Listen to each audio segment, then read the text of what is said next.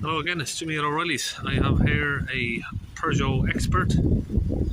So I'm a little bit already through this, so I'll start back here where I was looking at the DPF pressure and the temperature. So we're looking at the temperature here first. Temperature, if I give that a few revs, it goes right up to about 250 degrees, which is sounds all good to me. There is one thing there that doesn't look right to me. That 50 on the airflow temperature. Now it's not showing any fault for that, but we're just checking a few other bits and pieces. So again, this one, it's saying that the age of the particle filter is at 0%, so it's basically saying it needs a new filter. And exhaust line 2, what have we got on here? We have nothing that needs to be checked at the minute. So if we read the fault codes, I have just deleted some of the fault codes, but we'll go back into the history here and I'll show you. So we've got the additive add-in below the minimum threshold, 2 of those. That is the EOLYS tank, not the AdBlue. And if we go back to the history, I'll show you some of the codes that we've deleted.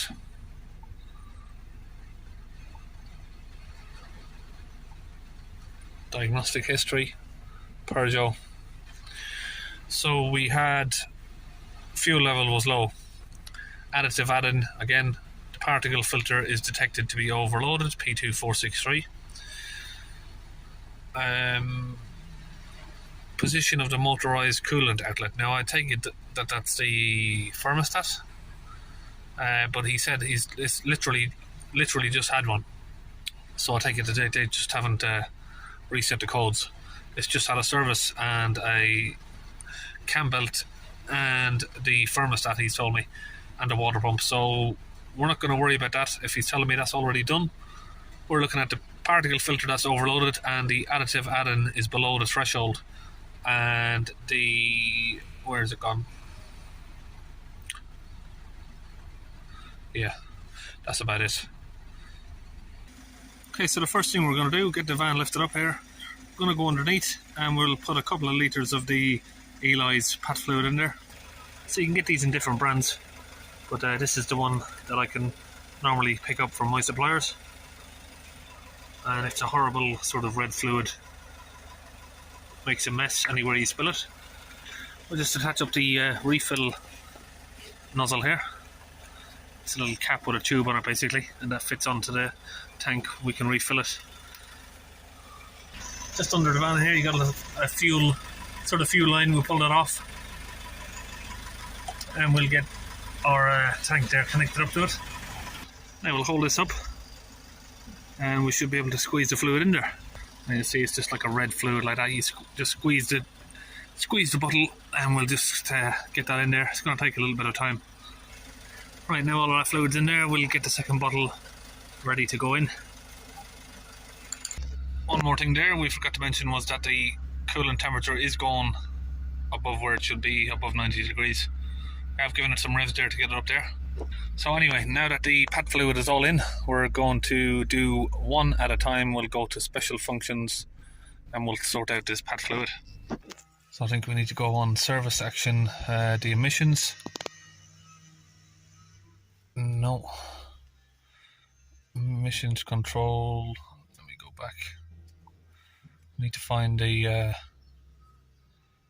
spare part, emissions control.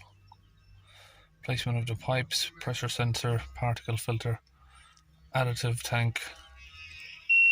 So we'll do this one. Fill the additive. Yes. So that said there's an error there. So in the service action error, sorry, I've found this the filling of the urea reservoir. We'll have that. Now we've got to start the engine. And we'll press OK.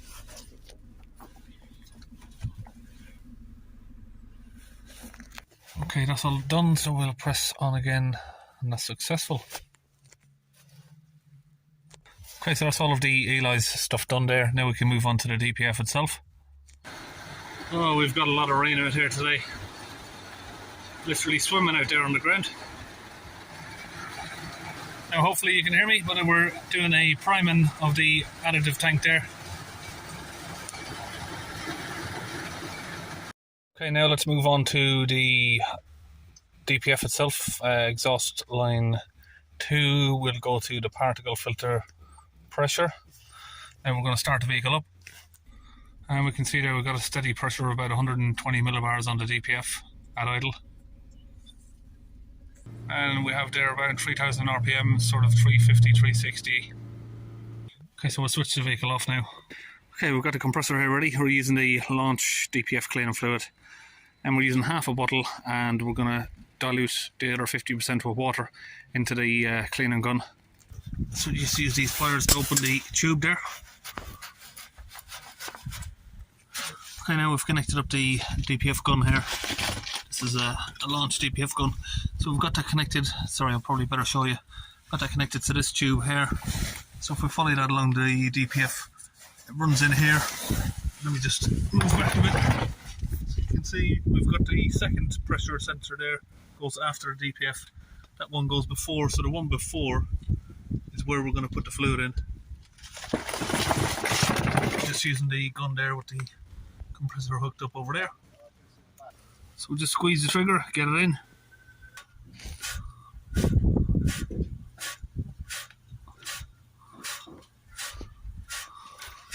So it's going directly in there into the tube there. And my compressor doesn't seem to be coming on. Hopefully it's the rain's not being given another problem. Right, now we'll pull the tube off and find out is she a squirter or not. Nope, no fluid coming out of there. So we'll get this connected back up now. And just use the little pliers there to connect that clip back up. Do a little reset on my compressor there. Thankfully she's okay. My Milwaukee fuel transfer pump, I used that in the rain a few days ago and it killed it. Yeah, so I've got this. Literally I've only used it twice as well, it's a shame. Used it out in the rain a few days ago. And it seems to have killed it. Okay, let's start it back up. Now I'll put the diagnostic back on here. Yeah, thought I'd better mention again, I suppose. Everyone asks. The diagnostic scan tool is a launch Euro Tab 3. So now we'll just see if we can get this pressure reduced. We'll hold the res back up. You can see that spanner there is coming back up, but we haven't cleared the DPF fault yet. So we'll hold the res up to sort of 3000 RPM, back where it was before.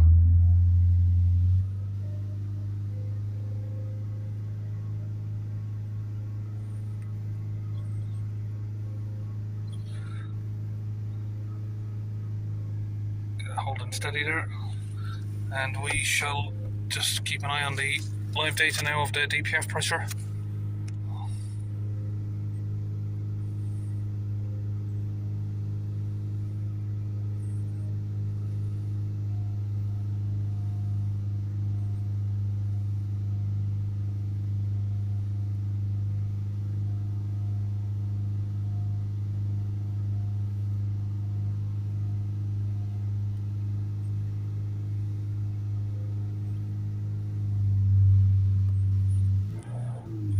Giving a few spike revs up and down.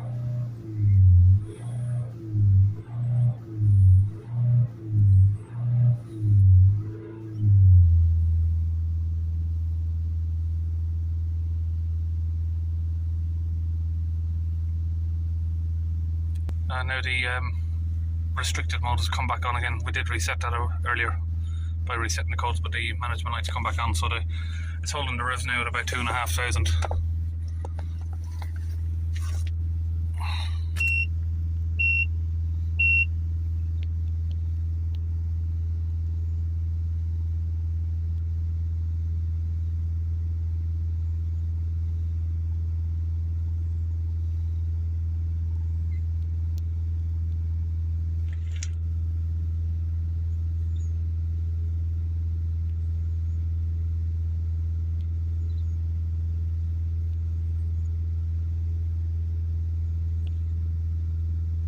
So it's coming down.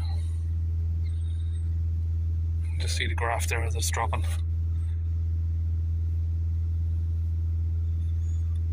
Let's go to revs and see where we're idling at so far. 9 millibars. You can usually get these. Oh no, sorry, this isn't a 1.6 2 litre. The 1.6s you can usually get them down to 0 quite easily. This is a 2.0.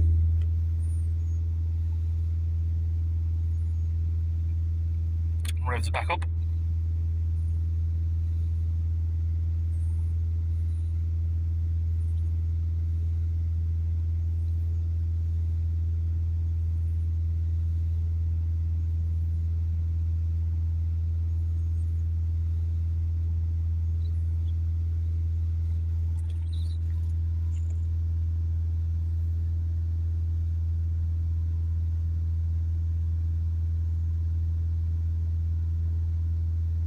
So we're still coming down.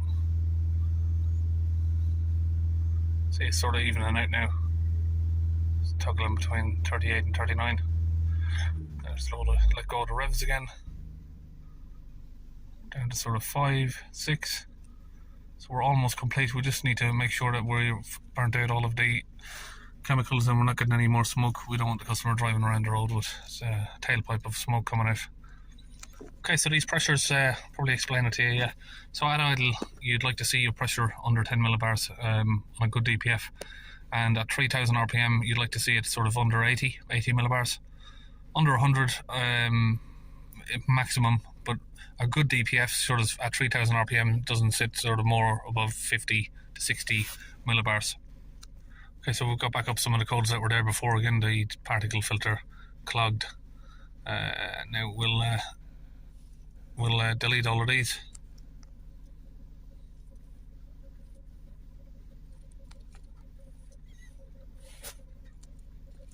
So we'll see what codes have cleared now so far. So it seems to have cleared all of them that time. Now we're going to go back to the special functions. Service action, emissions control, particle filter regeneration, work on the stop start, service function spare part. Let's see if we can find the replacement DPF option, replacement of the particle filter.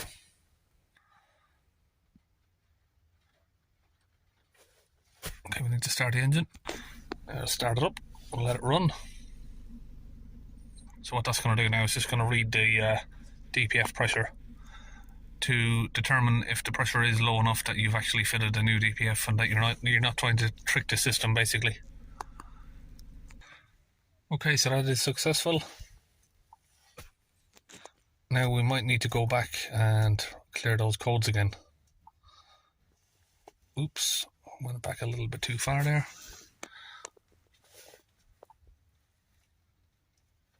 Okay, so this one is still here. We need to sort that out. We'll go into the draining, filling, priming of the additive.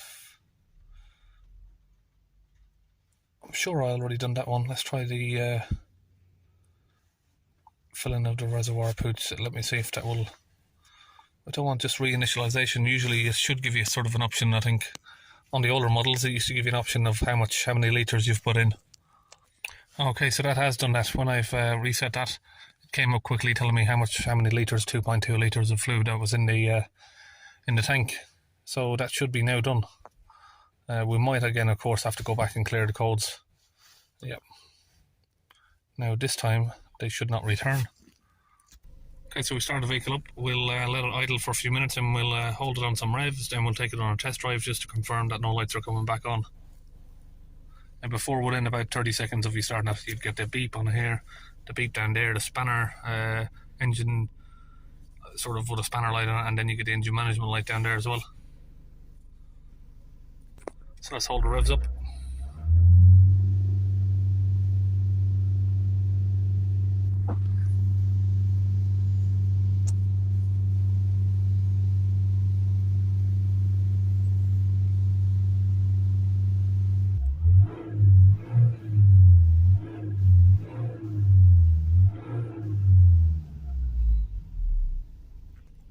So we should now go and look at the end results. We'll go back to the data stream again and exhaust information 1.